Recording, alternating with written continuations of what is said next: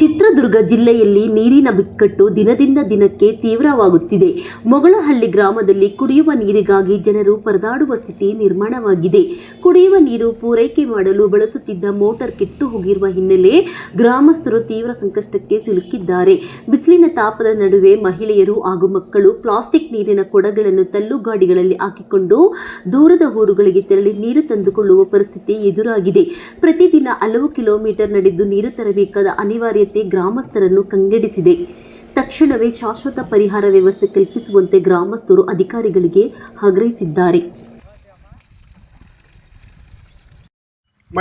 Mile ದೂರಲಿದ್ದ ಬಂದು ಒಂದೇ ನಲ್ಲೆಗೆ ಬರ್ತವೆ. ಊರೆಲ್ಲ 1000-2000 ಜನ ಇದ್ದೀವಿ.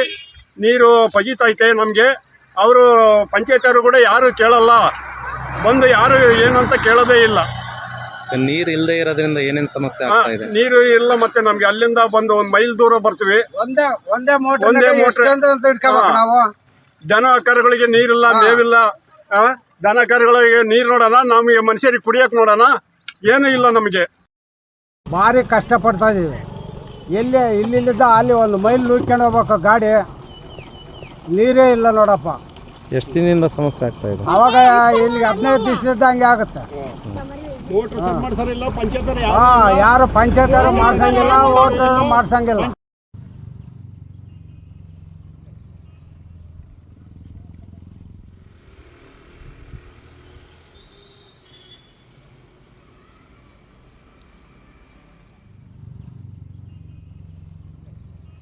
ಇಲ್ಲಿ ತುಂಬ ಕುಡಿಯೋ ನೀರಿನ ಸಮಸ್ಯೆ ಭಾಳ ಐತೆ. ಇಲ್ಲಿ ದನ ಕರ ಹಸುಗಳಿಗೂ ನೀರಿಲ್ದಂಗೆ ಆಗೈತೆ. ಅದ್ರ ಜೊತೆಗೆ ನಾವು ಸುಮಾರು ಊರು ಬಿಟ್ಟು 1 ಕಿಲೋಮೀಟ್ರ್ ದೂರ ಹೋದರೆ ಫಿಲ್ಟರ್ ನೀರು ಸಿಗುತ್ತೆ. ಅರ್ಧ ಕಿಲೋಮೀಟ್ರ್ ದೂರ ಹೋದರೆ ಒಂದೇ ನೆಲೆ ಇಡೀ ಊರಿಗೆ ಒಂದೇ ನೆಲೆ ಇರೋದು. ಇದು ಊರಿನ ಜನಕ್ಕೆ ಸಾಕಾಗ್ತಿಲ್ಲ, ಭಾಳ ಕಷ್ಟಪಡ್ತಿದ್ದೀವಿ.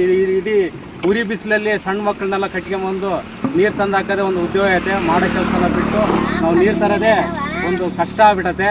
ಇದನ್ನು ಎಲ್ಲ ಅಧಿಕಾರಿಗಳಿಗೂ ಗಮನ ತಂದಿದ್ವಿ, ಊರಿನ ಮುಖ್ಯಸ್ಥರಿಗೂ ಎಲ್ಲ ಹೇಳಿದ್ವಿ.